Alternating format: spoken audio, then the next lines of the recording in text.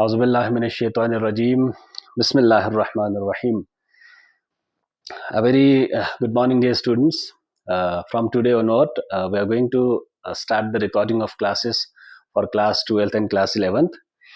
And today will be our very first unit of class 12th, the solution. We already know about this unit. We have read it in our class 9th and 10th somehow about this particular topic.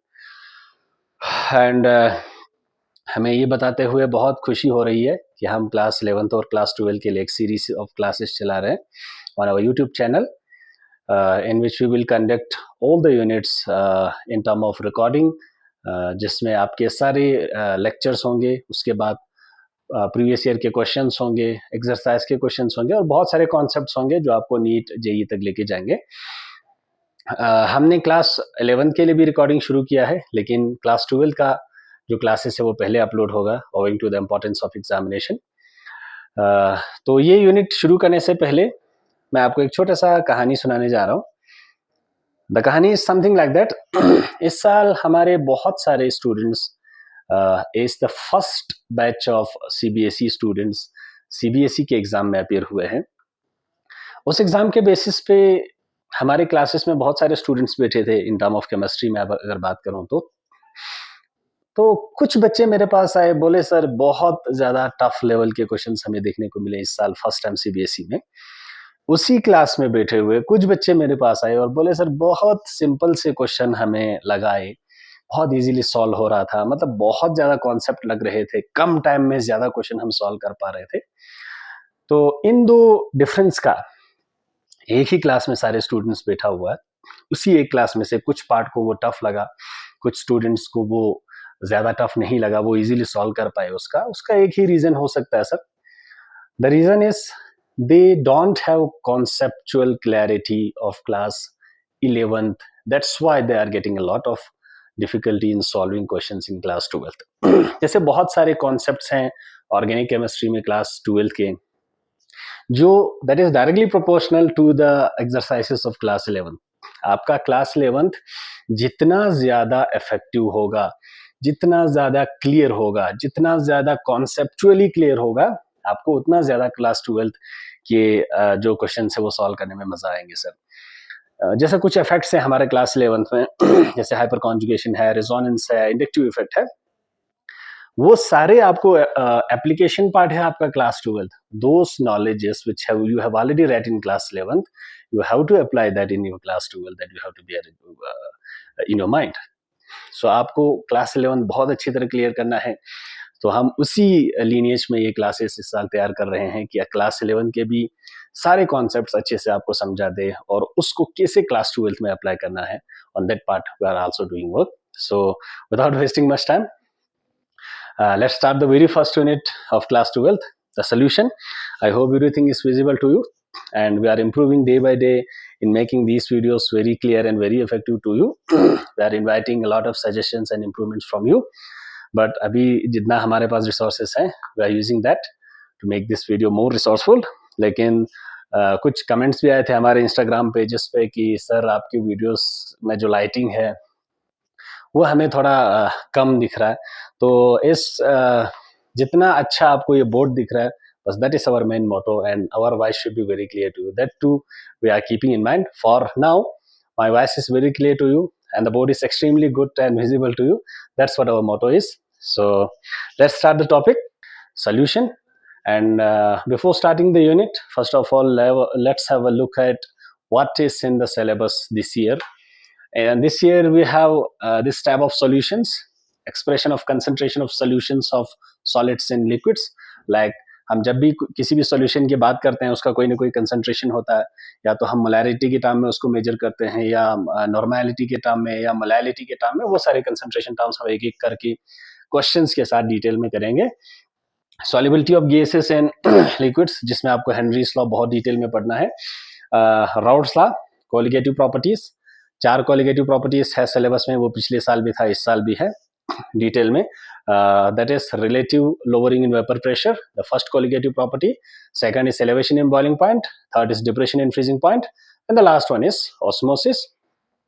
And determination of molecular masses using colligative properties, ये went half factor के अंदर ही सारा आता है। Normal molecular mass है तो ये सारा हम वेंट हॉफ फैक्टर के अंदर इसको सब टॉपिक्स बना के बहुत डिटेल में आपको पढ़ा देंगे। So let's start. और इस यूनिट में सबसे पहले हम थोड़ा सा इंट्रोडक्शन देखेंगे कि सोल्यूशन होता क्या है, किस किस कंपोनेंट से सोल्यूशन मिलके बना होता है, किस किस टाइप के सोल्यूशन हो सकते हैं। उसके बाद फिर हम मेन कंपोजिशन पे जाएंगे इस यूनिट के। सोल्यूशन को अगर हम डिफाइन करेंगे सर बहुत सिंपल भाषा में, आपने ये क्लास 9 में भी पढ़ा होगा, it's a homogeneous mixture of two or various substances in the same and different physical phases. इसका कहने का मतलब ये है कि जो सॉल्यूशन है वो एक होमोजेनियस मिक्सचर है दो या दो से ज्यादा कंपोनेंट का इन सेम फेज या डिफरेंट फिजिकल फेजेस। सर इसका मतलब क्या है वो मैं आपको समझा दूं। मान लो ये एक सॉल्यूशन है, ये एक सॉल्यूशन है, इस सॉल्यूशन में मैंने पानी में शुगर ऐड कर दिया और इस सॉल्यूशन में हमने पानी में इथेनॉल ऐड कर दिया। सर ये आप मान सकते हो, ठीक है। जब आप पानी में शुगर ऐड कर देते हैं तो उसके बाद सॉल्यूशन बनने के बाद आपको पता ही नहीं चलता है कि क्या उस पानी में शुगर मिक्स हुआ है कि नहीं है। तो that composition is called homogeneous composition. जब भी आप सॉल्यूशन बनाएंगे वो एक होमोजेनियस मिक्सचर बन जाएगा दो या दो से ज्यादा कंपोनेंट का, जिसमें जो आपके कंपोनेंट्स है वो सेम फेज में भी हो सकता है या डिफरेंट फिजिकल फेजेस में भी हो सकता है। उसका मतलब ये हुआ, जैसे ये वाला देख लेना, ये पानी था लिक्विड फेज में और मैंने इसमें एथेनॉल डाल दिया जो भी लिक्विड फेज में ही था। तो सॉल्यूशन सेम फेज का भी हो सकता है और डिफरेंट फेजेस का भी हो सकता है। मतलब जैसे यहाँ ऑलरेडी वाटर था इन लिक्विड फॉर्म, वाटर में मैंने शुगर ऐड कर दिया इन सॉलिड फॉर्म, तो डिफरेंट फिजिकल फेजेस हो गया। तो ये एक्चुअल में डेफिनेशन है सर सॉल्यूशन का, कि solution is a homogeneous mixture of two or various substances in the same or different physical phases, उसको हम सॉल्यूशन बोलेंगे सर। अब जो कंपोनेंट्स उस सॉल्यूशन में प्रेजेंट होगा ना सर, जैसे ये जो सबस्टांस उस सॉल्यूशन में प्रेजेंट होगा उसको हम कंपोनेंट्स ऑफ सॉल्यूशन बोलेंगे। फॉर एग्जांपल हमारे जो सॉल्यूशन था इसमें एक पानी है, पानी में हमने शुगर ऐड कर दिया, चलो व्हाइट कलर की शुगर डाल देते हैं हम इसमें, व्हाइट कलर के शुगर डाल देते हैं। तो शुगर और जो आपका पानी है सॉल्वेंट, इनको हम कंपोनेंट्स ऑफ सॉल्यूशन कहेंगे, कंपोनेंट्स ऑफ सॉल्यूशन। तो इस सॉल्यूशन में हमारे पास दो कंपोनेंट्स हैं सर, एक शुगर है और एक वाटर है या पानी है। अब एक चीज है सर, इन कंपोनेंट्स को हम नाम देते हैं, या तो सल्यूट बोलेंगे उनको या तो हम सॉल्वेंट बोलेंगे सर। उसका कैसे समझना है वो मैं आपको बता देता हूं। The component present in a lesser amount और whose physical state is changed during the formation of solution is called solute। जो कंपोनेंट कम क्वांटिटी में प्रेजेंट है उसको हम सल्यूट बोलेंगे, and the component present in more significant amount, ज्यादा amount में जो प्रेजेंट है उसको हम सॉल्वेंट बोलेंगे सर। इसमें थोड़ा सा कंफ्यूजन रहता है, वो हम क्लियर करेंगे इस डेफिनेशन के थ्रू। मान लो मेरे पास वन सेकेंड, चलो मान लो मेरे पास एक सोल्यूशन है जिसमें 20 ग्राम शुगर है, 20 ग्राम शुगर है 80 ग्राम वाटर में सर, 80 ग्राम वाटर में, ठीक है। मेरे पास एक सॉल्यूशन है जिसमें मैंने 20 ग्राम शुगर ऐड किया 80 ग्राम वाटर में। तो सीधी सी बात है सर, कम अमाउंट में आपका शुगर है 20 ग्राम, तो 20 ग्राम शुगर को हम क्या मानेंगे सर, सोल्यूट मानेंगे, और जो वाटर है उसको हम क्या मानेंगे सर, सॉल्वेंट मानेंगे। ये पहला डेफिनेशन हो गया कि the component present in lesser amount उसको सोल्यूट बोलेंगे और जो लार्जर अमाउंट में प्रेजेंट है उसको हम सॉल्वेंट बोलेंगे। ये तो बहुत सिंपल से आप समझ सकते हो। उसके बाद और एक चीज लिखा है मैंने, whose physical state is changed during the formation of solution, whose physical state is changed during the formation of solution। इसका मतलब यह हुआ कि जैसे ही मैंने एक सॉल्यूशन बनाया जिसमें मैंने 50 ग्राम वाटर डाला और उसमें मैंने 50 ग्राम शुगर डाल दिया सर, 50 ग्राम शुगर डाल दिया, तब क्या करोगे सर, तब क्या करोगे सर, हमने बोला था सर लेसर अमाउंट वाले को हम सोल्यूट बोलेंगे, ज्यादा वाले अमाउंट का हम सॉल्वेंट बोलेंगे। यहां तो सर दोनों सेम अमाउंट में है, तब हम क्या करें, तब ये वाला टेक्निक या ये वाला डेफिनेशन काम आएगा, whose physical state is changed during the formation of solution। मुझे एक चीज बताओ सर, शुगर सॉलिड फॉर्म में था सॉल्यूशन बनने से पहले, वाटर लिक्विड फॉर्म में था सॉल्यूशन बनने से पहले। जब सॉल्यूशन पूरा बन गया उसके बाद किसका आइडेंटिटी लॉस हुआ सर? शुगर का आइडेंटिटी लॉस हुआ। सॉलिड फॉर्म में था, अब वो लिक्विड में मिक्स हो गया, अब पूरा सॉल्यूशन ना पानी की तरह ही दिख रहा है सर। तो यहां whose physical state is changed, किसका फिजिकल स्टेट चेंज हो गया? शुगर का फिजिकल स्टेट बिल्कुल चेंज हो गया सर। सॉलिड फॉर्म में था, वो पानी के साथ घुल मिल गया, अब पूरा चीज पानी की तरह दिखने लगा। तो वो कंपोनेंट जो एक तो लेसर अमाउंट में हो या जिसका फिजिकल स्टेट सॉल्यूशन बनने के बाद चेंज हो जाए, उस कंपोनेंट को हम सोल्यूट मानेंगे। और जिसका जो फिजिकल स्टेट है वो स्टेबल रहेगा, या नीचे आप देख लेना, determines the physical state of the solution, उसको हम सॉल्वेंट मानेंगे सर। तो यहां अगर किसी जगह दोनों सेम है तो आपको देखना है किसका फिजिकल स्टेट चेंज हुआ और किसका फिजिकल स्टेट चेंज नहीं हुआ। तो शुगर का फिजिकल स्टेट चेंज हुआ, तो अल्टीमेट जो फिजिकल स्टेट है वाटर का ले लिया सॉल्यूशन ने, तो वाटर को सॉल्वेंट मानेंगे और शुगर को आप सोल्यूट मानेंगे सर। ठीक है सर, एक क्वेश्चन और हमारे दिमाग में अराइज होता है, मुझे लग रहा है आपको अराइज हो रहा है, तो कोई बात नहीं।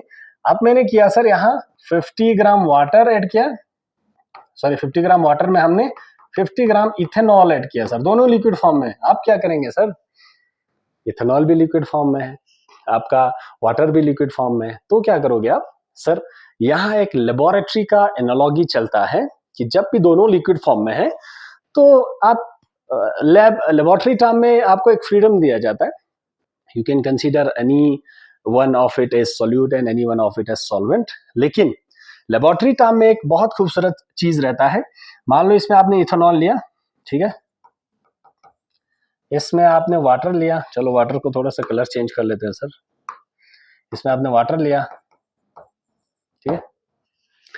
लैब का जो एनालॉजी बोलता है कि अगर आप इथेनॉल को उठा के पानी में पोर कर रहे हैं, ऐसे इथेनॉल को उठा के पानी में पोर कर रहे हैं, तो जो नीचे रखा हुआ वाटर है वो सॉल्वेंट कहलाएगा, और जो आप पोर कर रहे हैं ना सर, उसको आप सोल्यूट मान सकते हैं। ये एक एनालॉजी चलता है सर।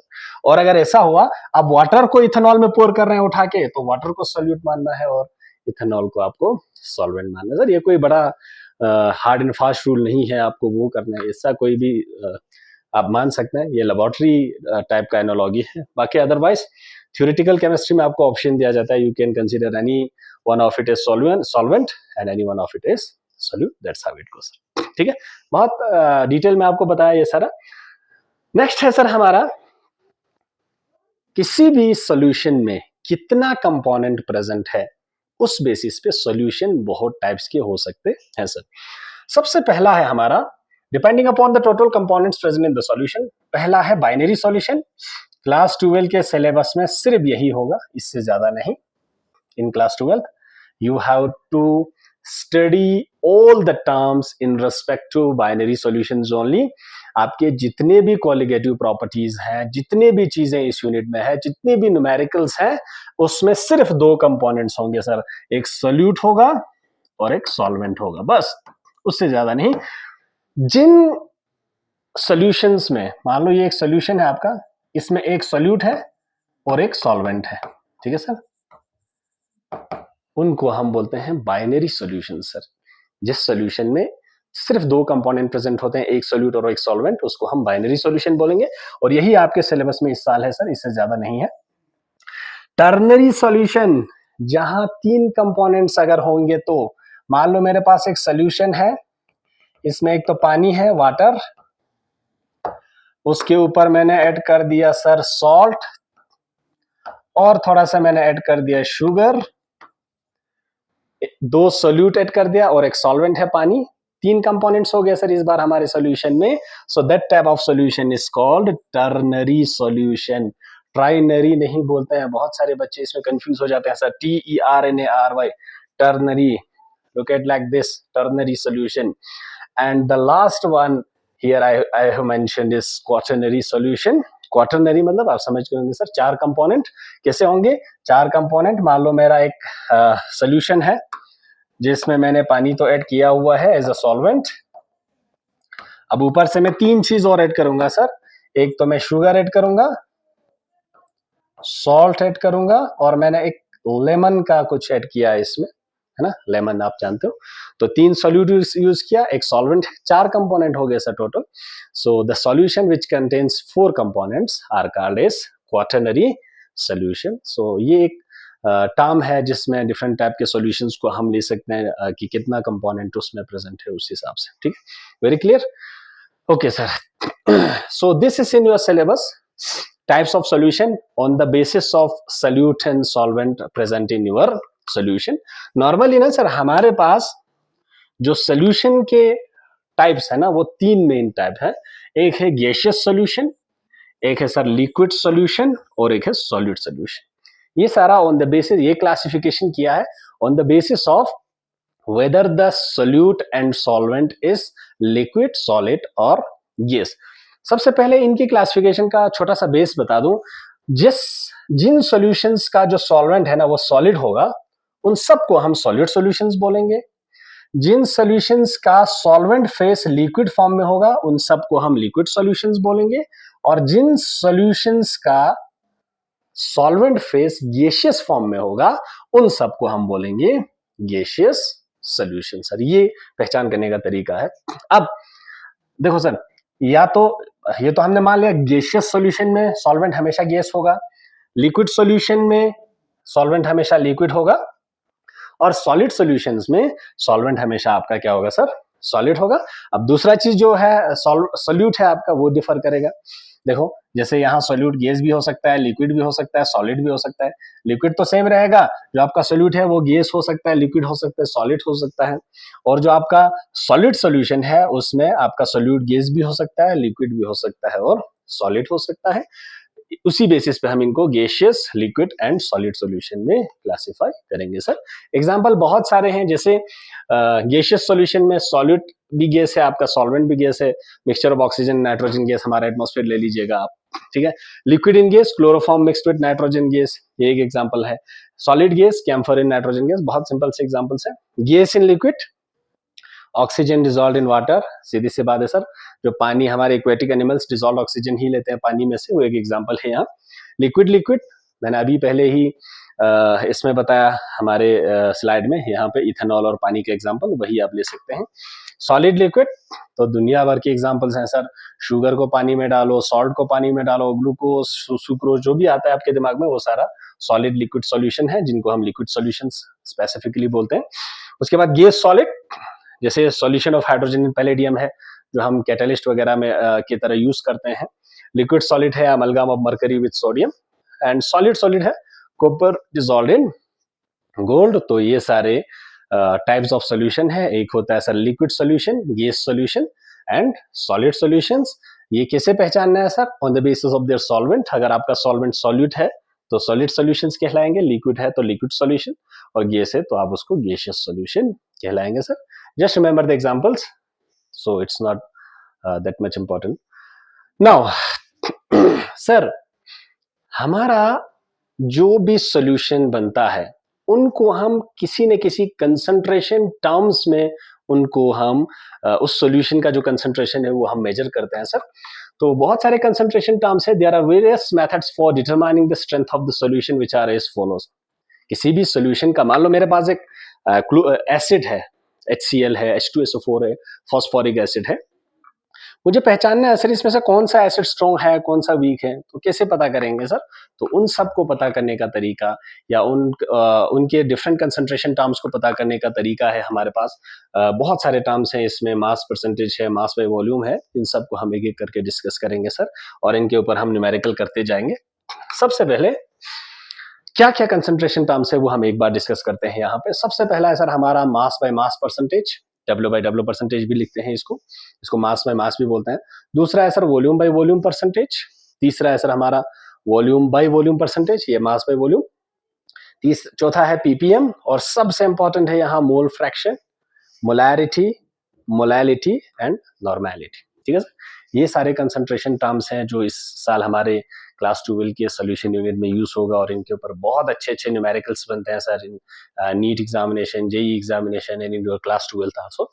तो चलो एक एक करके हम डिस्कस करते हैं, लेकिन उससे पहले मैं एक छोटा सा चीज आपको बता दूं कि ये जो कंसंट्रेशन टर्म्स के साइड में ना मैंने कुछ लिखा हुआ है, ये मैं बाद में आपको एक्सप्लेन करूंगा। TI क्या है, TD क्या है, TI क्या है, TD क्या है, और पहले मैं इसका फुल फॉर्म लिख के दे देता हूं। जहां जहां TI लिखा है उसका मतलब है टेम्परेचर इंडिपेंडेंट। और जहां जहां TD लिखा है उसका मतलब है टेम्परेचर डिपेंडेंट। ठीक है सर।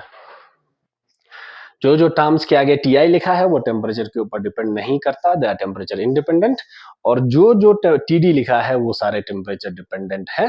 एक क्वेश्चन आया था इसके ऊपर कहीं कॉम्पिटिटिव एग्जाम में कि इनमें से कौन सा टर्म टेम्परेचर डिपेंडेंट है या कौन सा इंडिपेंडेंट है, तो आपको ये थोड़ा याद रखने की जरूरत है। टेक्निक हमारे पास ये है सर कि जिन जिन टर्म्स में वॉल्यूम होगा, ml लिखा होगा, वॉल्यूम होगा, लीटर लिखा होगा, तो वो टेम्परेचर पे 100% डिपेंड करेगा। जिनमें वॉल्यूम का टर्म नहीं आता, वो मास रिलेटेड है, तो उनका वो टेम्परेचर इंडिपेंडेंट होगा, टेम्परेचर के ऊपर डिपेंड नहीं करेंगे। वो मैं अभी एक एक करके जब ये टर्म्स हम डिफाइन करेंगे तो तब मैं आपको एक्सप्लेन करा दूंगा। अभी फिलहाल इतना याद रख लेना, TI means temperature independent and TD means temperature dependent. ठीक है, फाइन। चलो let's move to the next slide.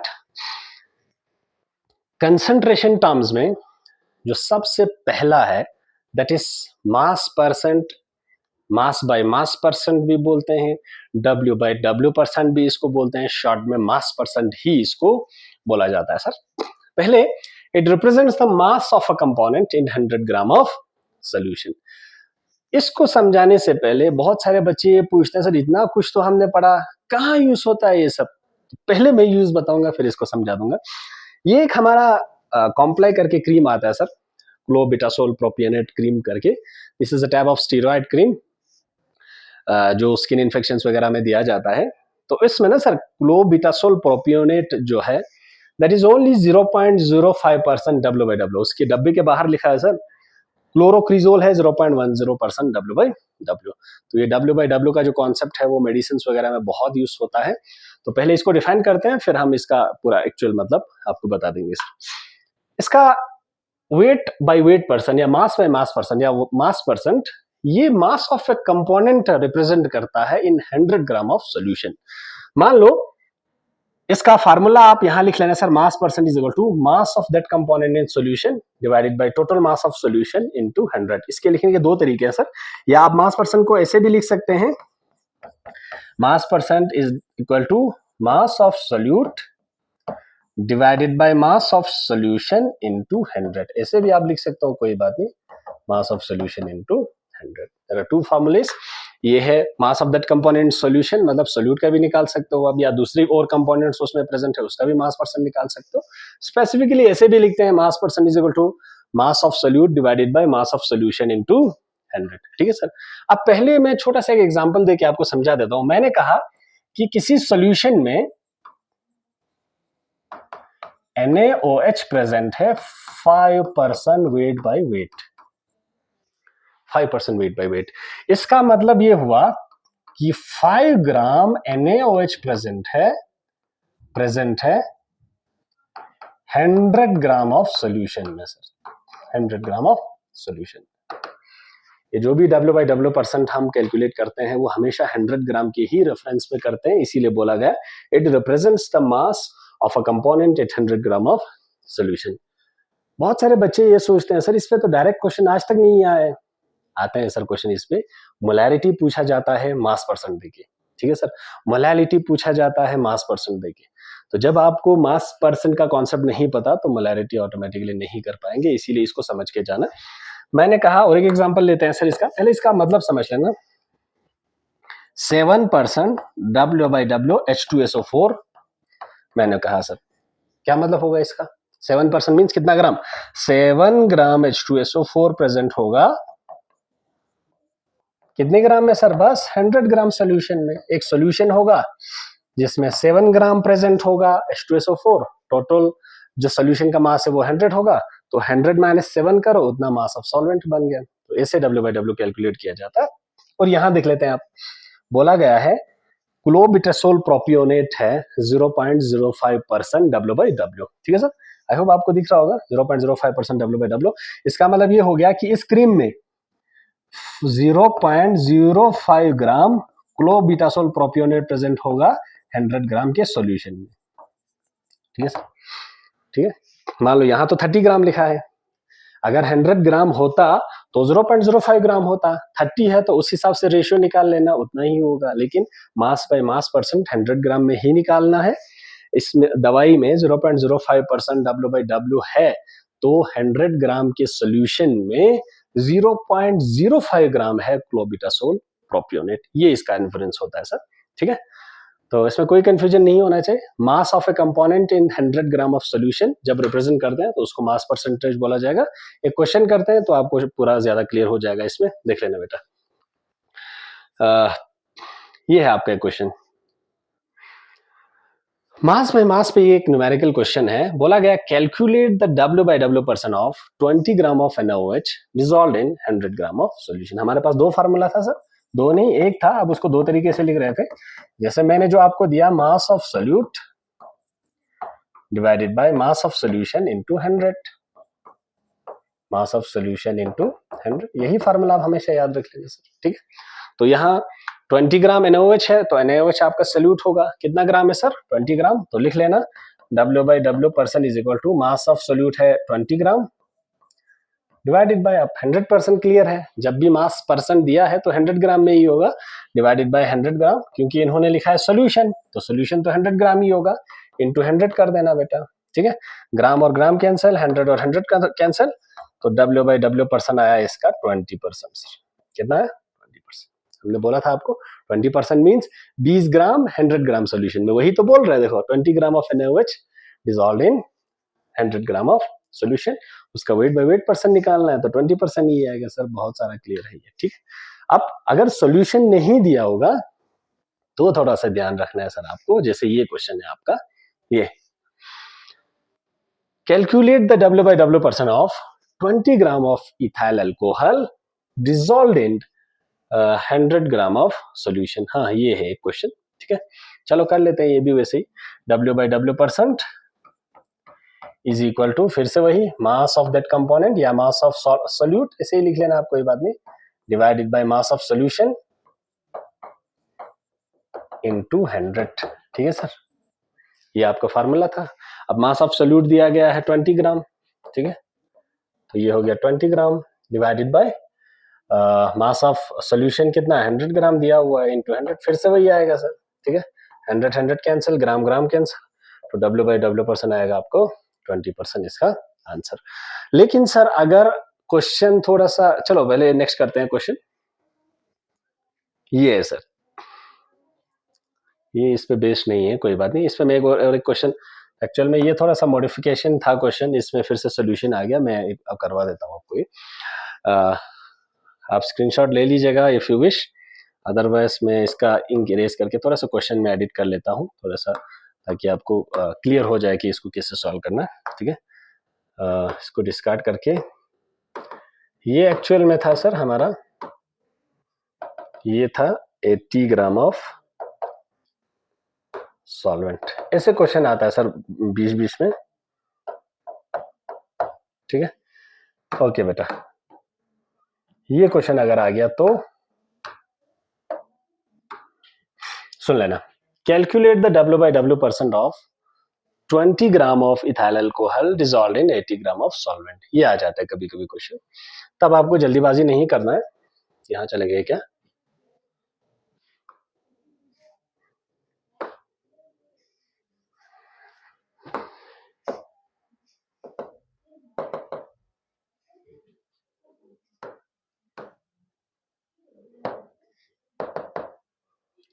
ठीक है, एक मिनट, गुम हो गया पूरा नोटेशन इसका।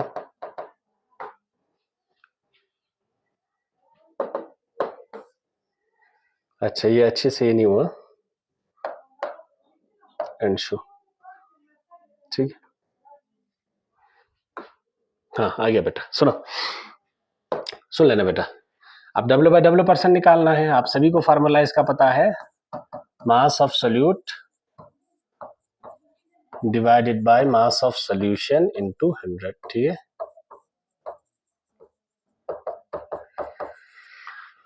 कितना है सर मास ऑफ सोल्यूट, जो स्मॉलर कंपोनेंट में प्रेजेंट है, that is 20 gram divided by 80 into 100। नहीं सर 80 नहीं देना है, अब आपको ठीक से सुन लेना, ये तो सॉल्वेंट का मास है सर, यही बहुत सारे बच्चे करते हैं गलती इसमें। 20 दिया है, 80 दिया है, तो ऊपर 20 रखो, नीचे 80 रखो, आ गया आंसर। ऐसा नहीं सर, नीचे है सर हमारा मास ऑफ सोल्यूशन।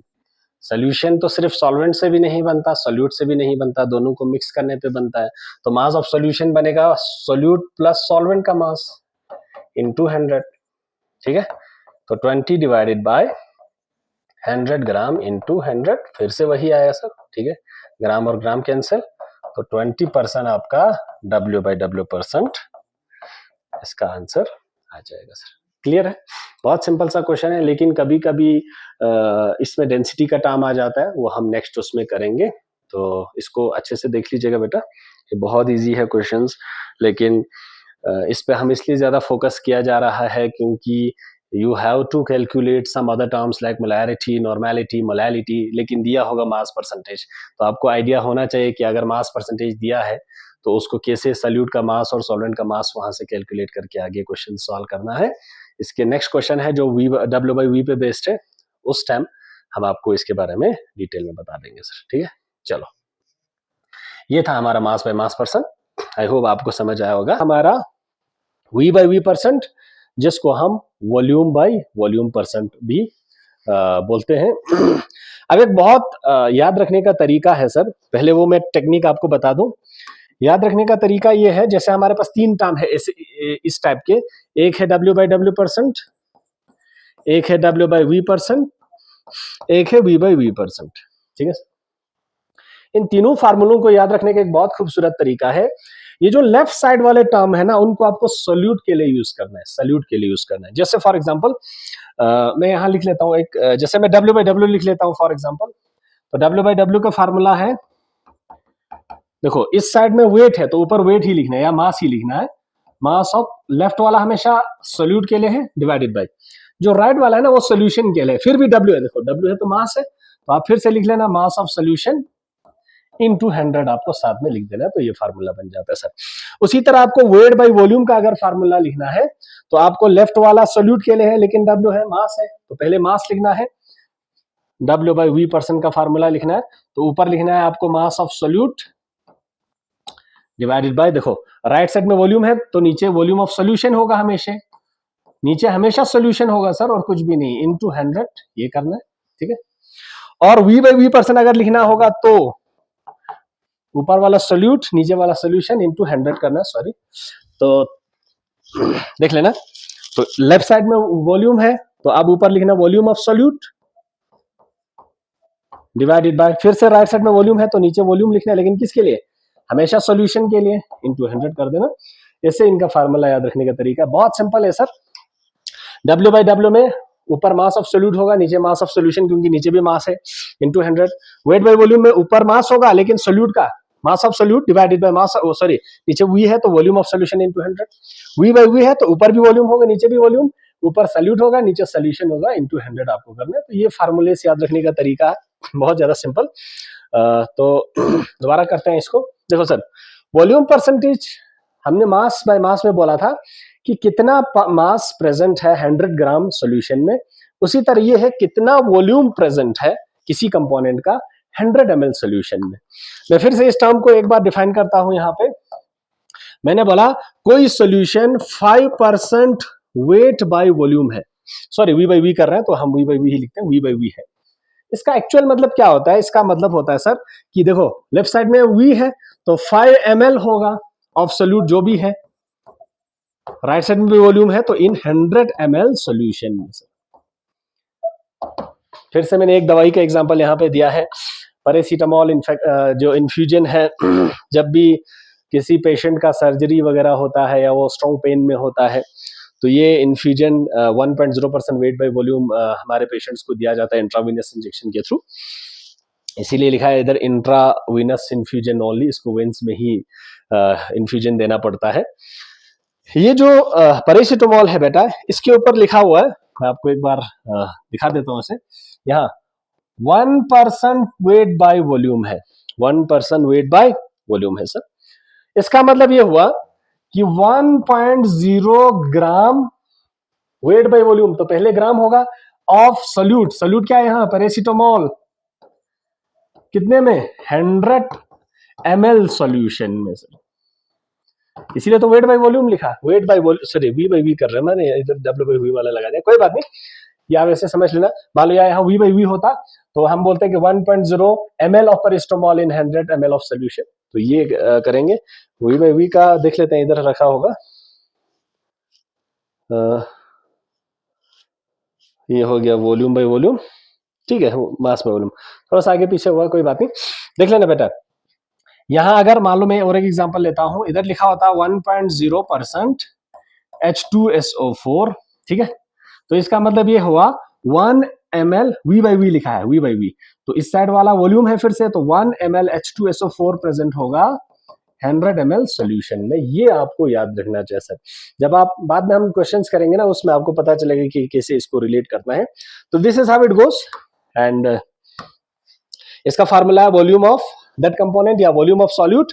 देखो बेटा दोनों वॉल्यूम है V by V, तो ऊपर वॉल्यूम ऑफ सॉल्यूट लिख लेना, नीचे भी वॉल्यूम है, तो हमेशा सॉल्यूशन के लिए वॉल्यूम ऑफ सॉल्यूशन इनटू 100 कर देना, ये बहुत इजी है, ये मैं नेक्स्ट स्लाइड में आपको समझा देता हूं। उसी तरह मास बाय वॉल्यूम है, फिर से वही मास बाय वॉल्यूम, मतलब मास, अगर इसका फार्मूला हम डिफाइन करेंगे तो ऐसे कर सकते हैं, मैं यहां लिखवा, देखो W by V percent is equal to, left side में क्या है, वेट या मास है, तो ऊपर लिखेंगे हम mass of solute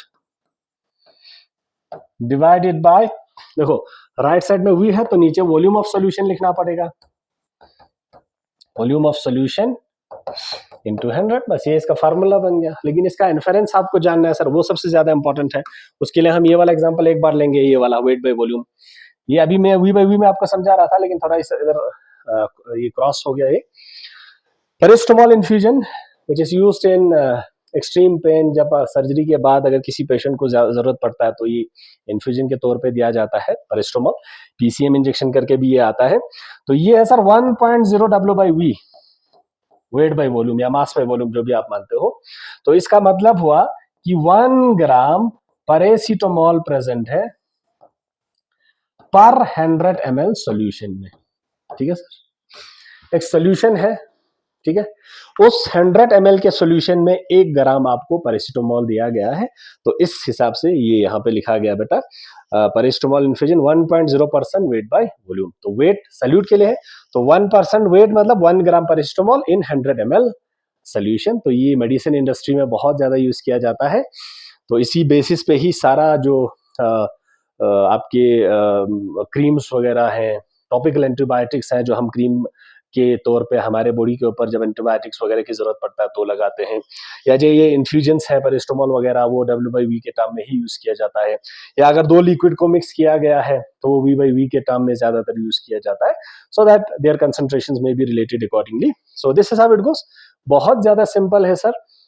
direct question भी आ सकता है, इनडायरेक्ट क्वेश्चन आएगा तो कैसे आएगा वो मैं आपको बता दूंगा। ये जो दो क्वेश्चन है ऐसे आ सकता है सर, देखो डब्ल्यू बाई वी परसेंट है क्या, डब्ल्यू बाई वी बोला गया तो mass of solute divided by V है नीचे, तो वॉल्यूम ऑफ सॉल्यूशन इनटू 100, ऐसे रिलेट कर लेना।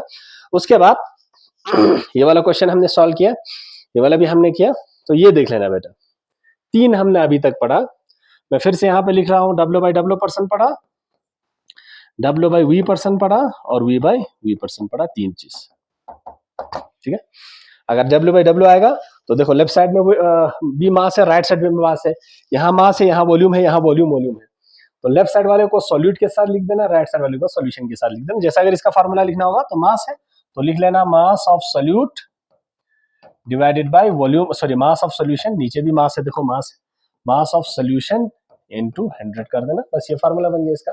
इसका फार्मूला लिखना होगा तो यहाँ मास है, यहाँ वॉल्यूम है, तो ऊपर लिख रहा है mass of solute divided by volume है नीचे, तो वॉल्यूम ऑफ सॉल्यूशन इनटू 100, बस। यहाँ वी बाई वी, दोनों वी बाई वी है, तो ऊपर लिख लेना वॉल्यूम ऑफ सॉल्यूट, नीचे लिख लेना वॉल्यूम ऑफ सॉल्यूशन इनटू 100 कर देना, फार्मूला बन गया सर। अब क्वेश्चन देख लेते हैं इसी के बेसिस पे, कैलकुलेट द कंसंट्रेशन, इसका कंसंट्रेशन निकालना है, कौन सा वाला, डब्ल्यू बाई वी वाला, तो पहले नोट कर लेते हैं क्या निकालना है, डब्ल्यू बाई वी परसेंट निकालना है, ठीक है, very good. Of the solution, एक सॉल्यूशन है जिसमें बेरियम क्लोराइड ऐड किया गया है पानी में, तो आपका बेरियम क्लोराइड सॉल्यूट है और वाटर आपका सॉल्वेंट है, उन दोनों को मिक्स करके एक सॉल्यूशन बनाया गया है।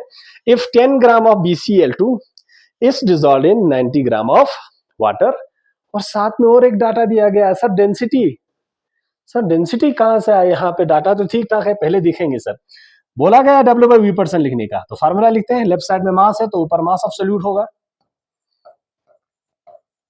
डिवाइडेड बाय, राइट साइड में V है, W/V% निकालना है तो नीचे वॉल्यूम ऑफ सॉल्यूशन होगा, नीचे हमेशा सॉल्यूशन लिखना है, मैंने बताया आपको पहले ही, इनटू 100। अब देखते हैं सर दिया क्या क्या है, पहले वो नोट कर लेना। एक तो मास एब्सोल्यूट दिया गया 10 ग्राम, ठीक है सर, मास एब्सोल्यूट तो हमारे पास दिया गया है सर 10 ग्राम, शाबाश, मास एब्सोल्यूट दिया गया है 10 ग्राम। मास ऑफ सॉल्वेंट भी दिया गया है सर, बहुत अच्छा, मास ऑफ सॉल्वेंट भी दिया गया है 90 ग्राम, शाबाश, ठीक है सर, बहुत अच्छी बात है, मास ऑफ सॉल्यूट मिल रहा है। क्या वॉल्यूम ऑफ सॉल्यूशन दिया गया है? नहीं सर, यहां तो मास चाहिए ही नहीं, हमें वॉल्यूम चाहिए। अब मास ऑफ सॉल्यूशन मुझे यहां से मिलेगा 90 + 10 100 ग्राम, ये हो गया सर मास ऑफ सॉल्यूशन, ये हो गया sir mass of solution. Sir लेकिन फार्मूले में तो वॉल्यूम है, इसीलिए आपको डाटा में डेंसिटी दिया गया है सर, ये बहुत ज्यादा इंपॉर्टेंट है और इस टाइप के क्वेश्चंस बहुत बार पूछे जाते हैं, याद रख लेना। तो मुझे वॉल्यूम चाहिए फार्मूले में सर, लेकिन मास मिल रहा है मुझे, इसीलिए डेंसिटी दिया गया है। जब भी आपको डेंसिटी यूज करना पड़ेगा तो density is equal to mass of solution divided by volume of solution, ये तो आप सबको पता है ना, mass of solution divided by density is equal to mass by volume, तो density is equal to mass of solution divided by volume of solution. तो डेंसिटी लिख लेते हैं sir 1.09 is equal to mass of solution पता है क्या? बिल्कुल पता है सर, 100 ग्राम है, ये 100 ग्राम है, divided by volume of solution हमें चाहिए सर, तो वॉल्यूम ऑफ सॉल्यूशन ऐसे रख लेते हैं, ठीक।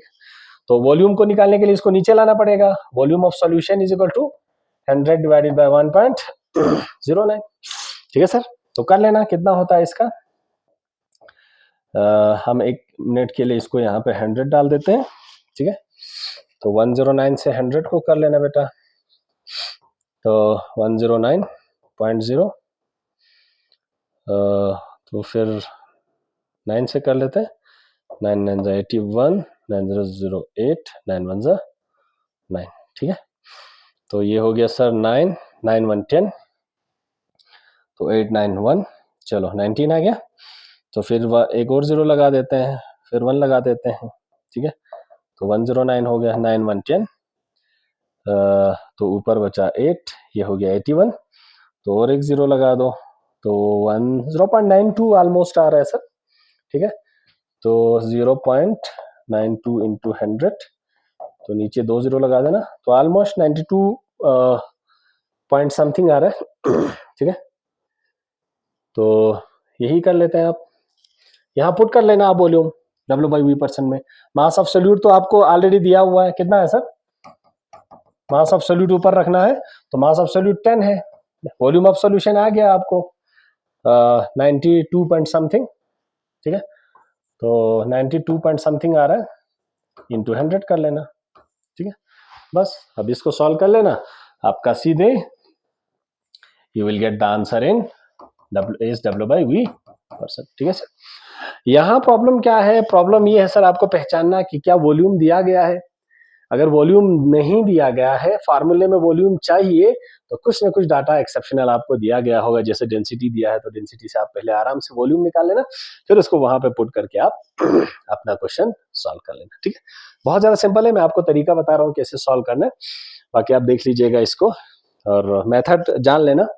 आपका जो एग्जैक्ट आंसर है वो मैटर नहीं करता, सीबीएसई ने चेकिंग का सिस्टम थोड़ा बाइफरकेट करके है। इस क्वेश्चन को अगर 3 मार्क्स होता तो कैसे क्वेश्चन मिलते वो देख लेना। सबसे पहला फार्मूले को तो 1 मार्क्स मिलना ही मिलना है सर, ऐसे बाइफरकेट करके रहता है, जिसने भी फार्मूला लिखा 1 मार्क्स पक्का, नीचे दिखाई नहीं जाएगा। दूसरा, ठीक है सर, दूसरा आपने वैल्यूज सही पुट किया है कि नहीं, आपके जो वैल्यूज है वो सही पुट किया है कि नहीं, उसको 1 मार्क्स मिलेगा आपको। यहां तक फाइनल आंसर को और पूरे स्ट्रक्चर को मिला के 0.5 + 0.5, तो टोटल 3 मार्क्स मिलेंगे आपके। फाइनल जो आंसर है उसको 0.5 मार्क्स ज्यादा से ज्यादा होगा, ठीक है। तो that doesn't matter at all. ऐसा नहीं कि आपको नहीं निकालना है आंसर, आप बोलेंगे सर मैं तो फार्मूला लिख के ऐसे ही अपने मर्जी से एक आंसर लिख के दूंगा, मुझे 0.5 मार्क्स की जरूरत नहीं है, ऐसा नहीं करना है आपको, बिल्कुल परफेक्टली सॉल्व करना है, ठीक है। और अगर कहीं हो जाता है आगे पीछे कंफ्यूजन तो इतना मैटर नहीं होगा ये आपका आंसर।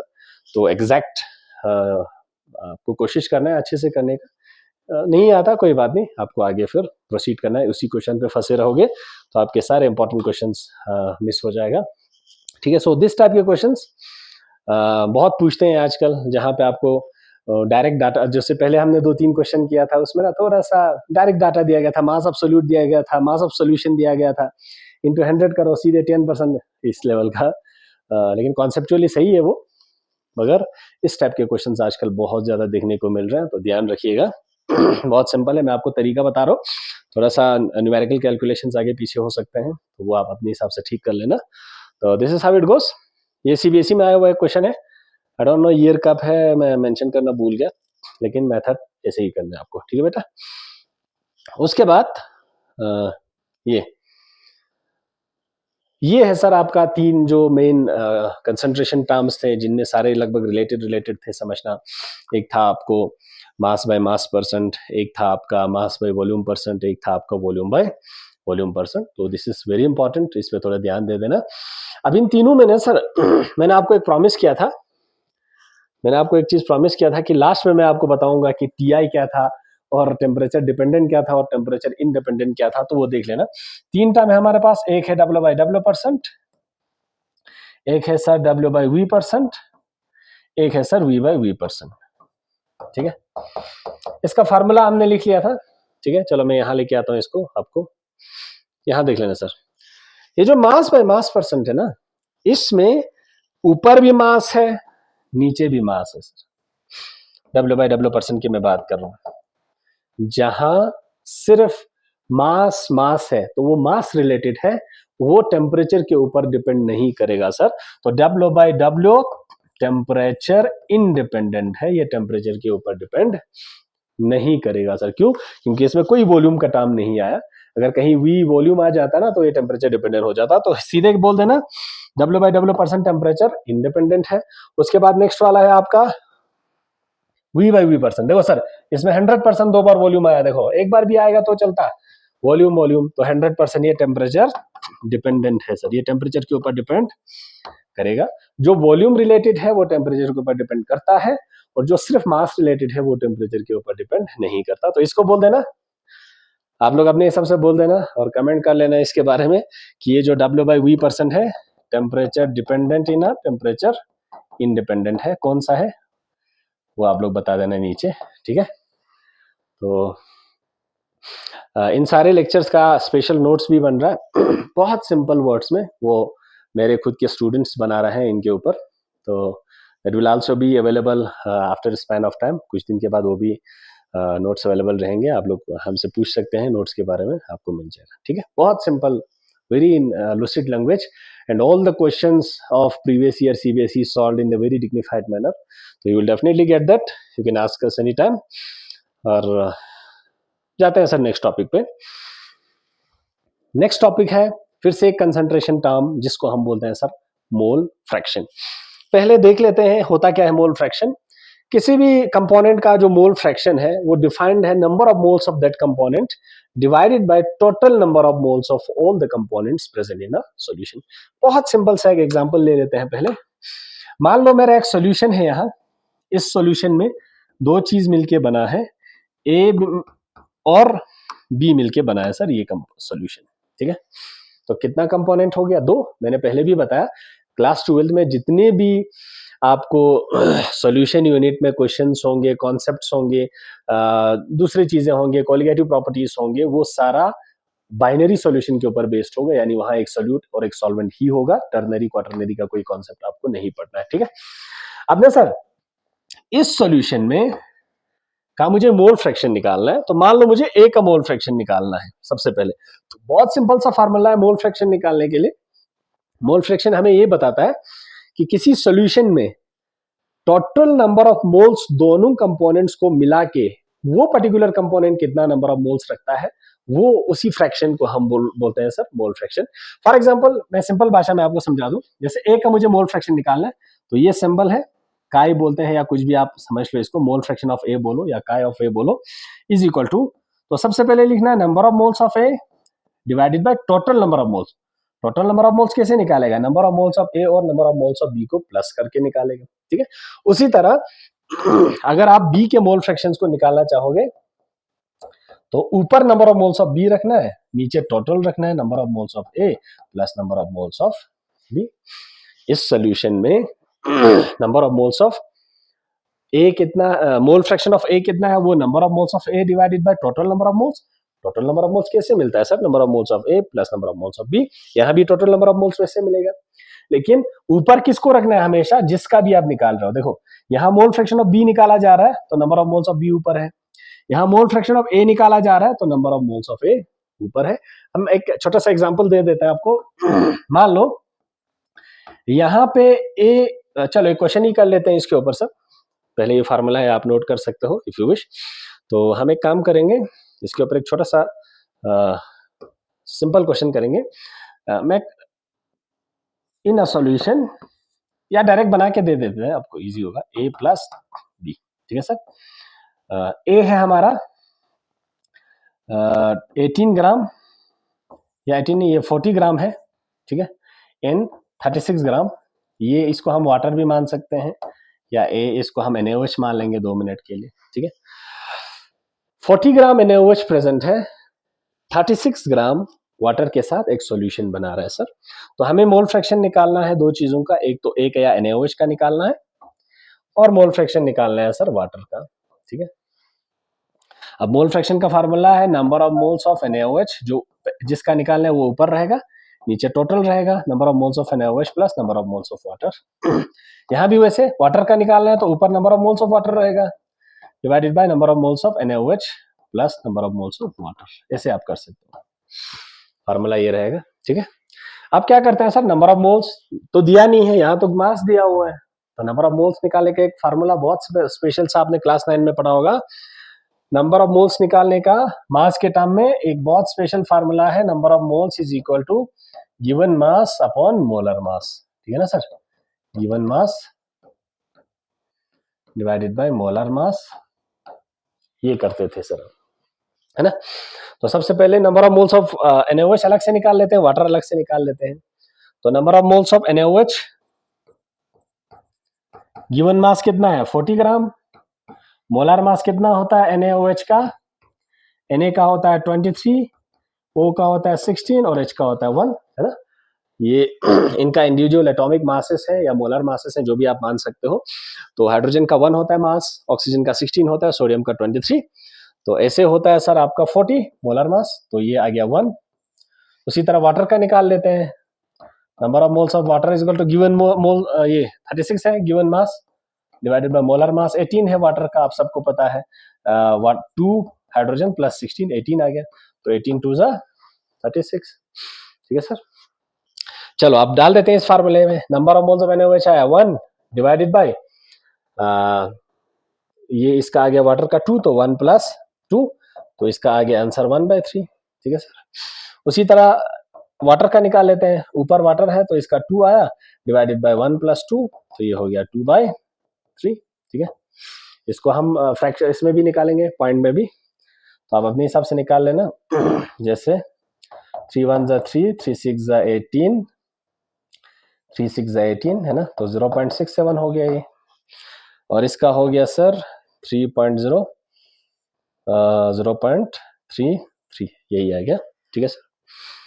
यहाँ एक बहुत खूबसूरत सा चीज है, जब भी कोई सॉल्यूशन बनेगा उनका जो टोटल मोल फ्रैक्शन है ना, वो हमेशा 1 के बराबर होगा सर। अगर मैं मोल फ्रैक्शन ऑफ ए और mole fraction of B calculate करूंगा तो आपका जो total number of mole fraction है वो हमेशा 1 के बराबर होना चाहिए। तो उससे एक फायदा क्या होगा हमें, उससे एक फायदा क्या होगा, ठीक है। इसको अभी 2 मिनट रख लेते हैं, पहले ये थोड़ा कर लेते हैं। हमने निकाला इधर, देखो sir, mole fraction of NaOH 0.33 आया, मोल फ्रैक्शन ऑफ NaOH आया 0.33, और मोल फ्रैक्शन ऑफ वाटर आया 0.67। आप इनको ऐड करके देख लेना सर, ऐड करके देख लेना, 7 3 10, 6 7 8 9 1 10, 0 1 1.00, दैट मीन्स 1। तो किसी भी जितने भी कंपोनेंट्स उस सॉल्यूशन में प्रेजेंट है उन सब के मोल फ्रैक्शंस को सम करने पे हमेशा 1 आएगा सर। और देख लेना, और देख लेना सर, इसका मतलब ये हुआ कि दो, मान लो हमारे पास 2 कंपोनेंट था, काय ऑफ ए प्लस काय ऑफ बी, या काय ऑफ NaOH प्लस काय ऑफ वाटर, ये हमेशा 1 के बराबर होगा सर, ये 100% एश्योर्ड है। तो इससे आपको एक फायदा क्या होगा, मान लो मुझे काय ऑफ ये बी पता है, ए निकालना है, तो मैं इस काय ऑफ बी को यहाँ शिफ्ट करूंगा, ये फार्मूला यूज करके निकाल सकते हो, काय ऑफ ए या mole fraction of A is equal to 1 minus mole fraction of B, या अगर बी भी निकालना हो तो उल्टा कर सकते हो, 1 माइनस काय ऑफ ए। ठीक है, तो ये एक बहुत खूबसूरत सा चीज है। अब यहाँ भी कर लेना सर, देख लो, इसको हम यहाँ अप्लाई करके देख लेते हैं। मुझे 0.33 आया किसका, मोल फ्रैक्शन ऑफ NaOH, वाटर का मैंने निकाल दिया, नहीं अगर निकालना होता तो इसको मैं 1 में से माइनस कर लेता, मैं 1 माइनस 0.33 कर लेता। ठीक है, 0.33 कर लेते हैं, ऐसे करना पड़ता है, 3 7 10, तो 6 7 8 9, 0.67 कितना आया था हमें, 0.67। ठीक है, अगर एक कंपोनेंट का आपको मोल फ्रैक्शन पता है तो दूसरे का आप मोल फ्रैक्शन पता कर सकते हैं by subtracting that mole fraction of one component from one. ठीक है बेटा, तो हमने यही किया, जब भी आप दो कंपोनेंट के मोल फ्रैक्शंस को, जैसे ये तो बाइनरी सॉल्यूशन था, दो कंपोनेंट था, सबको ऐड करने पे आपको 1 आ जाएगा। अगर तीन कंपोनेंट होता, ए बी सी तीन होता, तो काय ऑफ ए प्लस काय ऑफ बी प्लस काय ऑफ सी, तीनों करके 1 आ जाएगा आपको, 100% श्योर है ये। तो आपको एक का पता है, दूसरे का निकालना है, तो 1 में से माइनस करके भी आप निकाल सकते हैं। And this is the best method for calculating the mole fraction of second component when you know the mole fraction of first component, क्योंकि इससे आपका टाइम भी बचता है। और ये जो चीजें हैं, ये आपको आगे जब हम वेपर प्रेशर के बारे में पढ़ेंगे, राउट्स लॉ के बारे में पढ़ेंगे, और उसका जब हम एप्लीकेशन पार्ट करेंगे, एक नॉन वोलेटाइल सॉल्यूट को सॉल्वेंट में ऐड करने के बाद टेम्परेचर वगैरह बढ़ता है घटता है, वहाँ ये एप्लीकेशन बहुत होगा सर। आपको दो मोल फ्रैक्शन पता है, एक दो कंपोनेंट का मोल फ्रैक्शन निकालना है, एक का पता है तो दूसरे का 1 में से माइनस करके आप निकाल सकते हैं। ये डेरिवेशन वगैरह में बाद में यूज होगा एक दो लेक्चर के बाद, तो please keep in mind this. तो अब आई होप आपको ये समझ आएगा। अब इसी के बेसिस पे ना हम इसका ये जो न्यूमेरिकल है वो आपको सॉल्व करेंगे, और यहाँ ना बहुत सारे कॉन्सेप्ट्स इंटेंगल करके ये क्वेश्चन दिया गया है। नॉर्मली जब भी मोल फ्रैक्शन का कोई भी क्वेश्चन आता है तो उस क्वेश्चन में ना गिवन मास दिया रहता है, मोलर मास बहुत सिंपली आप निकाल सकते हैं और उसमें से आप मोल फ्रैक्शन निकाल सकते हैं। लेकिन यहाँ मास बाय मास वाला कॉन्सेप्ट भी आया। मैंने पहले बोला कि मास बाय मास डायरेक्ट क्वेश्चन तो नहीं पूछता, लेकिन दूसरे क्वेश्चन में इसको मर्ज करके दिया जाता है, तो वही क्वेश्चन आ गया। हम एक करके ट्राई करते हैं इसको, देख लीजिए सर। क्वेश्चन है, calculate the mole fraction of ethylene glycol. ये आपका इथाइलिन ग्लाइकोल है जो as an antifreeze solution use किया जाता है, ऑर्गेनिक में आपने पढ़ा होगा। ये इसका स्ट्रक्चर है, ऐसे हम बनाते हैं, CH2OH। इसका यूपीएससी नेम है इथेन 1,2 डायोल, इथेन 1,2 डायोल। उसी को ही हम कॉमन नेम इथाइलिन ग्लाइकोल करके बोलते हैं। देख लेना, कार्बन 2 है, कार्बन 2, हाइड्रोजन 6 है, तो 1 2 3 4 5 6, 2 ऑक्सीजन है तो 2 ऑक्सीजन है। ये आपको समझने के लिए है, इतना ज्यादा इंपॉर्टेंट नहीं है। इन अ सॉल्यूशन कंटेनिंग, बाकी ऑर्गेनिक में हम इसको डिटेल में पढ़ेंगे, 20% of ethylene glycol by mass. यहाँ थोड़ा सा कंफ्यूजन है सर। मैंने आपको पहले भी बताया गया था, कोई भी अगर उसका मास दिया हुआ है, ये 20% मास बाय मास दिया हुआ है या W/W दिया गया है, ठीक है, तो आपको सबसे पहले जज करना है कि ये कितना प्रेजेंट है। मैंने पहले भी बोला था, जब भी 20% W/W दिया होगा तो इसका मतलब है वो कंपोनेंट 20 ग्राम प्रेजेंट होगा, 20 ग्राम ये इथाइलिन ग्लाइकोल प्रेजेंट होगा 100 ग्राम सॉल्यूशन में। सर यही तो है मास बाय मास। मास बाय मास हमने बोला था, ये लेफ्ट वाला सोल्यूट के लिए है, राइट वाला सॉल्यूशन के लिए है। तो इसका मतलब 20% है तो 100 में कितना ग्राम प्रेजेंट होगा, 20 ग्राम प्रेजेंट होगा 100 ग्राम सॉल्यूशन में। तो यहाँ से हमको बहुत अच्छा डाटा मिल जाता है sir. Given mass of solute मिल गया, मास ऑफ सॉल्यूशन मिल गया, गिवन मास ऑफ सॉल्वेंट भी मिल गया। आप 100 में से 20 माइनस करो तो सीधे से मिल गया। ठीक है, तो कर लेते हैं इस क्वेश्चन को। चलो सर, सबसे पहले हमारा मोल फ्रैक्शन का फार्मूला हम लिख लेते हैं। Mole fraction of ethylene glycol C2H6O2 is equal to number of moles of ethylene glycol, यही तो है, divided by number of moles of ethylene glycol plus number of moles of water. अरे sir, ये solution जो बना है ना वो पानी में बना है सॉल्यूशन, तो सॉल्वेंट वाटर होगा। हमने बोला था किसी भी चीज का जब हम मोल फ्रैक्शन निकालते हैं तो ऊपर उसका नंबर ऑफ मोल्स लिखना है, नीचे टोटल नंबर ऑफ मोल्स लिखना है। अब दो है कंपोनेंट, तो number of moles of ethylene glycol plus number of moles of water. अब ये नंबर ऑफ मोल्स निकालने का फार्मूला है हमारे पास, given mass upon molar mass, given mass upon molar mass. अब ये जो इथाइलिन ग्लाइकोल है ना सर, ये कितना दिया हुआ है वो हमने इससे पहचान लिया, वेट बाय वेट से। ये दिया गया था 20% मास बाय मास, तो इसका एक्चुअल मतलब होता है 20 ग्राम C2H6O2 या इथाइलिन ग्लाइकोल प्रेजेंट है 100 ग्राम सोल्यूशन में, 100 ग्राम सोल्यूशन में।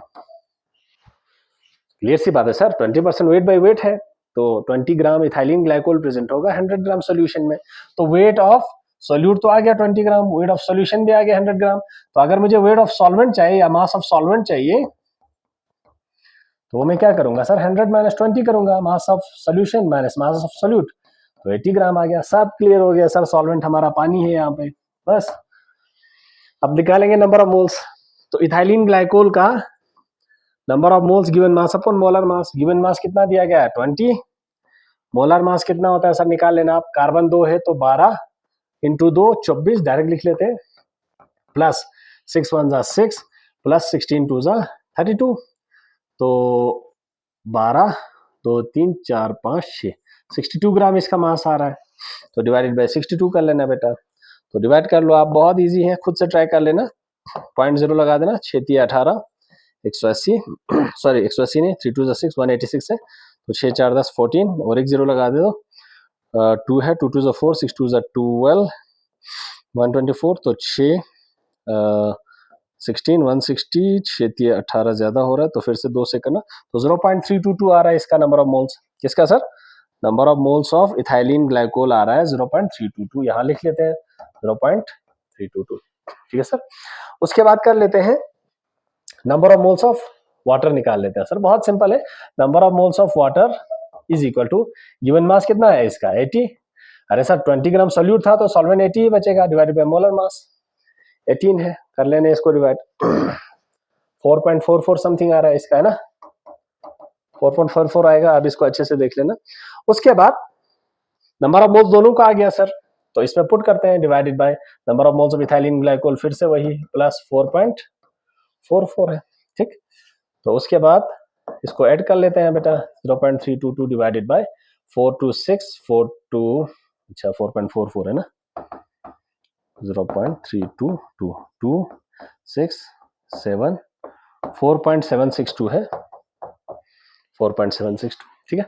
इन दोनों को डिवाइड कर लेना, डिवाइड करने का बहुत आसान तरीका ये है, यहाँ भी 3 के बाद पॉइंट है, यहाँ भी 3 के बाद पॉइंट है, सीधे इग्नोर करके डिवाइड कर लेना इसको, बहुत सिंपली आंसर आ जाएगा आपको। यहाँ कर लेता हूँ मैं 4762 और 322 को, बहुत सिंपल है, देखो यहाँ 4 डिजिट, यहाँ 3 डिजिट नहीं होगा, एक कर लेना और एक जीरो डाल देना यहाँ पे, ठीक है।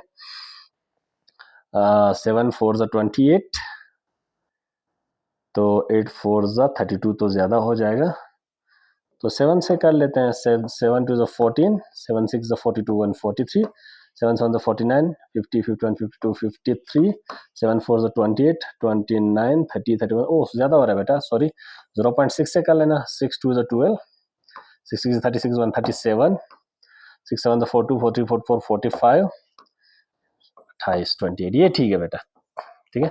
तो 2 8 10, 7 8 9 2 5, यहाँ पे 6 7 8 9 10 11 6, है ना, तो यहाँ 28 4 6 2 8 हो गया, तो और एक जीरो हाँ लगाना पड़ेगा, तो 4 8 जा 32, 4 7 जा 36, 7 से, तो 0.67 समथिंग आ रहा है, ठीक है।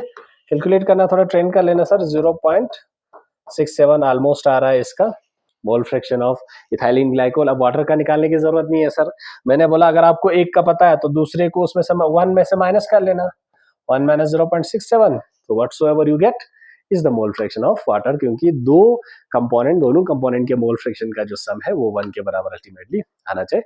And if still you want to calculate, तो आप कैलकुलेट कर सकते हो। तो ऐसे आता है सर क्वेश्चन, आज के जमाने में डायरेक्ट आपको मास दिया है, मोलर मास दिया है, मोल फ्रैक्शन निकालो, तो कुछ चीजें मर्ज करके दिया रहेगा, जैसे इसमें मास बाय मास परसेंटेज का कॉन्सेप्ट दिया हुआ है। If you don't know what is m by m, w by w percent, तो सीधे फंस जाता आप आपको ना सोल्यूट का मास पता चलता, ना सॉल्वेंट का मास पता चलता। तो इसीलिए सारे चीजों को एक साथ क्लियर कर लो, आपकी न्यूमेरिकल करने की एबिलिटी बहुत अच्छी हो जाएगी। तो आज के लिए इतना ही, thank you so much, have a great time, अल्लाह हाफिज।